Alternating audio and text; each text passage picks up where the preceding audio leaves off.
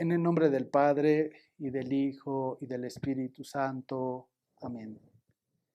Queridas madrinas, queridos padrinos, este día 21 de febrero, la liturgia nos invita a meditar el capítulo 9, versículos del 30 al 37 del Evangelio de Marcos, de San Marcos.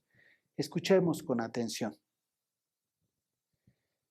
En aquel tiempo, Jesús y sus discípulos atravesaban Galilea, pero él no quería que nadie lo supiera, porque iba enseñando a sus discípulos. Les decía: el Hijo del Hombre va a ser entregado en manos de los hombres. Le darán muerte y 3 días después de muerto resucitará. Pero ellos no entendían aquellas palabras y tenían miedo de pedir explicaciones. Llegaron a Cafarnaún y una vez en casa les preguntó: ¿de qué discutían por el camino? Pero ellos se quedaron callados, porque en el camino habían discutido sobre quién de ellos era el más importante. Entonces Jesús se sentó, llamó a los 12 y les dijo: si alguno quiere ser el primero, que sea el último de todos y el servidor de todos. Después, tomando a un niño, lo puso en medio de ellos, lo abrazó y le dijo: el que reciba en mi nombre a uno de estos niños, me recibe a mí. Y el que me recibe a mí, no me recibe a mí, sino a aquel que me ha enviado. Palabra del Señor.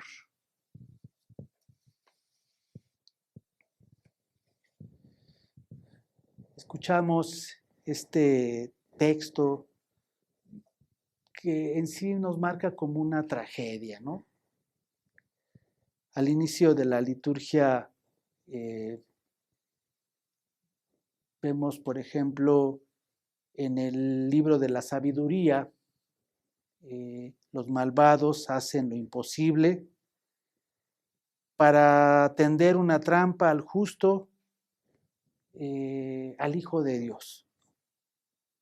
Pues este texto del Evangelio de San Marcos que hemos escuchado es el primer anuncio de la pasión. Y este texto también es el anuncio en donde Jesús es más concreto. El Hijo del Hombre va a ser entregado en manos de los hombres, le darán muerte y 3 días después de muerto resucitará. Es justo. O sea, la persona Jesús, que es el justo, que es la persona buena, la persona que está haciendo el bien, va a ser puesto en manos de personas que le van a hacer daño, o sea, en manos de los seres humanos. Es dentro de esta situación que Él se mostrará quién es en realidad. Pero como escuchamos enseguida, los discípulos no entendían aquellas palabras y tenían temor de pedirle explicaciones. Este es el temor que muchas veces también nos da el enfrentarnos a la verdad. Reconocemos que el temor, muchas veces hay que reconocer que el temor es la columna vertebral de muchos de nuestros errores. Y es eso, ¿no? O sea, la columna vertebral sostiene nuestro cuerpo, ¿no? Y el temor, como lo dije hace un momento, es también esa columna vertebral, pero de un error, de equivocaciones. Temor a profundizar, a interiorizar, temor a ir más allá de los propios conceptos, porque estamos seguros, ¿verdad? Fundamentos de lo que nosotros creemos que son los fundamentos de nuestra vida, porque pensamos que esto es lo que nos hace vivir, que esto es lo que nos garantiza estar bien. Al llegar a Cafarnaún, como escuchamos en el texto, Jesús les pregunta, ¿de qué discutían por el camino? Jesús entendía perfectamente que durante el camino ellos discutían sobre quién era el más importante, quién era el mayor de entre ellos. Esta imagen es como una fotografía también de la iglesia. Los discípulos, ¿verdad? En la iglesia suceden también estas cuestiones. A veces discutimos y hay discusiones y no se llega a nada. Los discípulos entraron a esta tentación y en la iglesia constantemente podemos caer en esta misma tentación de desviarnos, de pensar que hay cosas mucho más importantes que el mismo Jesús. Porque muchas veces nos olvidamos de caminar de acuerdo a la voluntad de Dios. Y mejor vamos por el camino de la competencia. Para vivir como cristianos es necesario tener bien seguros y concretamente cuál es el manantial de la vida. Y ese manantial no es sino la presencia de Dios. Eso es lo que debe de ser, lo que origina nuestra vida. ¿Quién responderá a lo que tantas veces tenemos que dejar? O sea, ¿cuál es el fundamento? ¿Qué es lo que vamos a hacer?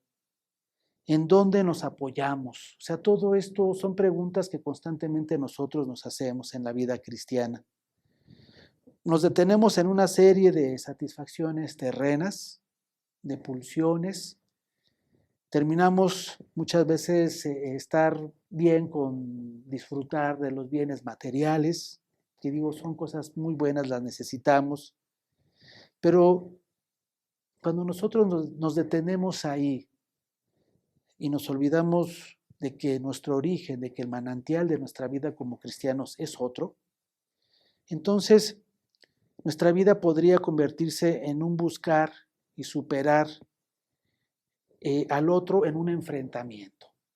O sea, nos convertimos en eso, en una competencia.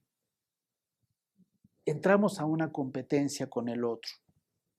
Se empieza a vivir en el mundo de las comparaciones. ¿Y cuánto daño hacen a veces estas comparaciones? Subrayando nuestra existencia, convirtiéndonos en algo a lo que nos podemos nosotros ir acostumbrando. O sea, competir. En el libro del Cogelet, en el capítulo 4, en el versículo 4, escuchamos, he visto que todo afán y todo éxito en una obra que excita la envidia del uno contra el otro, ¿verdad? También esto es vanidad. Aquí escuchamos en la vanidad de vanidades. Vivir de simetrías y no vivir de nuestra realidad. Vivir de la desgracia del otro o del triunfo del otro. El otro se convierte en algo superior o inferior a mí. En ocasiones, muchas veces nos encontramos, nos escondemos también en aparentes iniciativas, en aparente bondad. Podemos hacer una situación de una autogestión, ¿verdad? Subrayando nuestro egoísmo a través de nuestra vida como cristianos. Pensando, bueno, yo hago el bien, yo estoy bien. Los discípulos se encuentran en ese camino. ¿Quién es el mayor que el otro? Todo esto es lo que en ocasiones se puede vivir en nuestro propio ambiente, sea en la iglesia, sea en la comunidad religiosa. Hay una respuesta de Jesús a esta situación. Él conoce el corazón de sus discípulos. Si uno quiere ser el primero, debe de convertirse en el último. convertirse en el servidor de todos. Esta es la respuesta que da Jesús a esta situación. Jesús no niega el deseo de convertirse en el mayor. Lo dice, si quieren convertirse en los primeros, deben de buscar lo mejor, lo que verdaderamente tiene valor, lo que nos da una gratificación plena, lo que nos ayuda a encontrar una felicidad más plena. Qué bueno que quieran ser los primeros, ¿no? De alguna manera lo podemos interpretar, ¿no? Porque Jesús no dice que eso sea malo, pero Él da un camino concreto. Para esto te tienes que hacer el último, el servidor de todos. Este es el camino que Jesús nos enseña para ser los primeros, ser los últimos. Y Jesús ilumina esta situación con un niño. Lo puso en medio de ellos, lo abrazó y le dijo, el que reciba en mi nombre a uno de estos niños me recibe a mí. Y el que me recibe a mí no me recibe a mí, sino recibe a quien me ha enviado. ¿Cómo se recibe a un niño? ¿Cómo se abraza a un niño? Bueno, hoy en día pues tenemos que tener también ciertos cuidados, ¿no? Por la protección a los niños, a los menores. Pero esa es la manera como la iglesia debe de recibir, ¿no? O sea, hay que ver este ejemplo como un acto de ternura, de afecto. Si entre nosotros existe la competencia, tenemos que tomar el camino de acoger al otro. O sea, es el simbolismo. Acoger a las personas, no competir con ellas. Desde los inicios de la creación, nosotros caímos en ese pecado, querer ser como Dios. Y el verdadero secreto no es ser o convertirnos como Dios, sino estar con Dios. La felicidad es estar con los otros, no ser mejor que los otros. Vivir en la competencia no es la vida cristiana, no es la vida del Espíritu Santo. Afirmarnos a nosotros mismos va contra las indicaciones que Jesús nos hace, ¿verdad? A través de siempre de la liturgia. Nosotros muchas veces decimos, santificado sea tu nombre. Es lo primero que nosotros pronunciamos cuando rezamos el Padre Nuestro. Que nuestro nombre no sea el centro, sino el centro sea el nombre de Dios. Este es el camino que nosotros necesitamos para poner verdaderamente en el centro, no ni el nombre de los otros, ni mi propio nombre, sino poner a Dios. Es importante entender que no se habla de ser sirvientes de nadie, sino del amor, un amor adulto, maduro, porque cuando se abraza al otro como si fuera un niño, se acoge al mismo Dios. Esa es la ternura del Evangelio que este día Jesús nos invita a meditar. Recibamos al hermano como un signo de la presencia de Dios en nuestra vida y no veamos al hermano como una persona con quien competir, con quien compararme, queriendo ser mejor o peor que él. Abracemos al hermano de una manera madura, porque es abrazar al mismo Dios en sus criaturas.